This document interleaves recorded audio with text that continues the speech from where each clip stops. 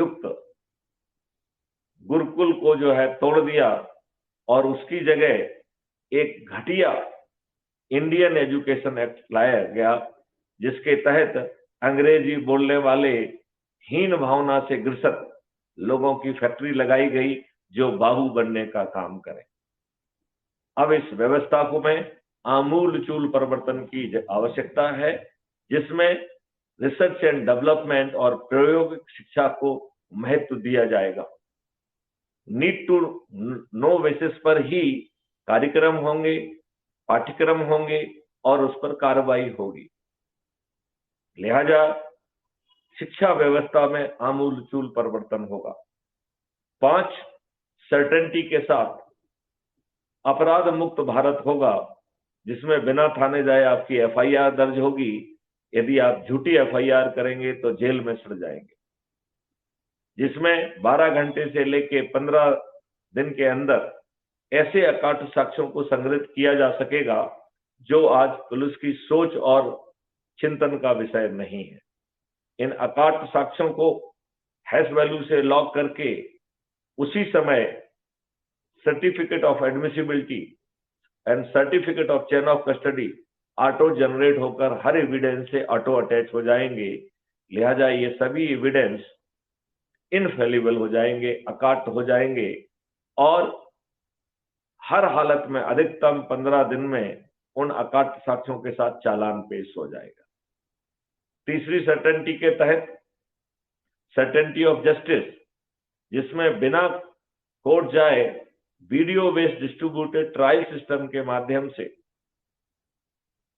3 दिन से 30 दिन के अंदर न्याय मिलेगा और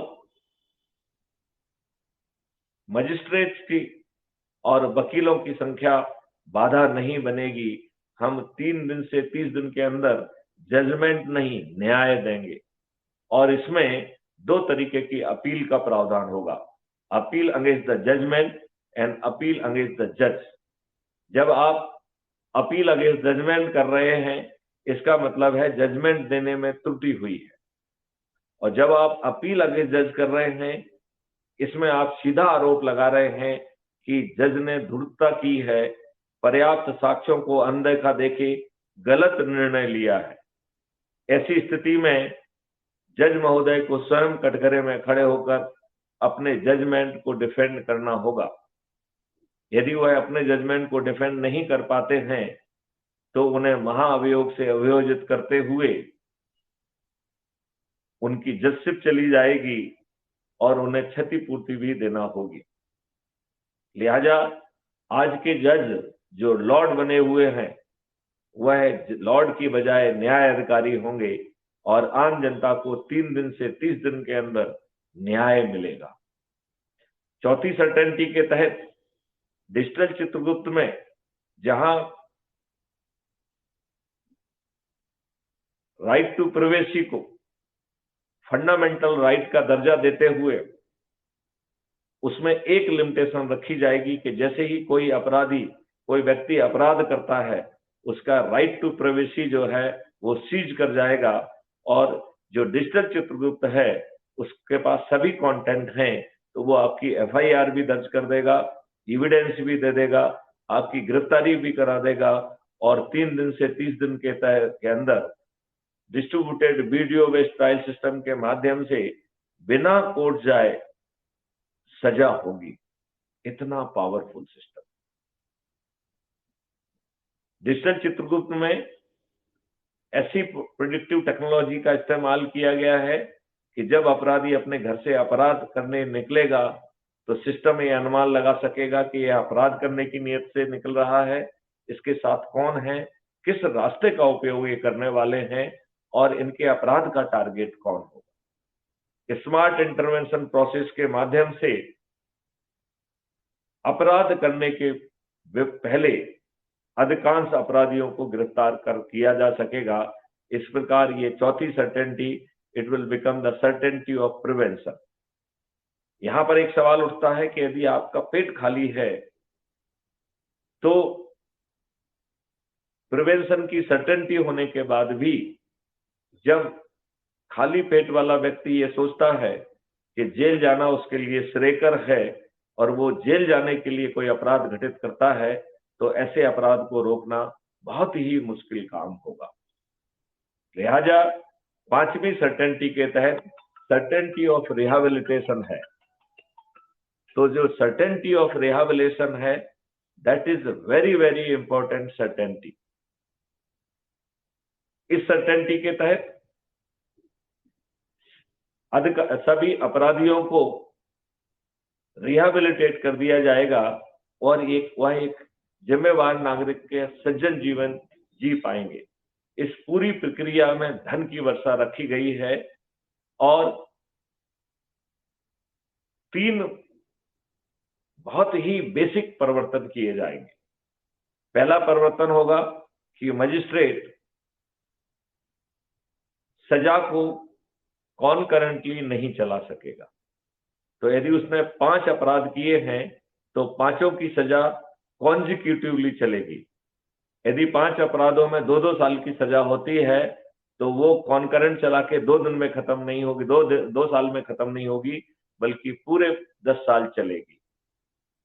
दूसरा, इसमें एक आमूलचूल परिवर्तन होगा कि जो फाइन का कंपोनेंट है वो मजिस्ट्रेट डिसाइड नहीं करेगा। फाइन का कंपोनेंट कैलकुलेटेड कंपोनेंट होगा। तो जो पैसा बांटा जाएगा, जिसको हम रेवेन्यू स्ट्रीम कहेंगे, sum total of revenue stream multiplied by 2 will become the fine component.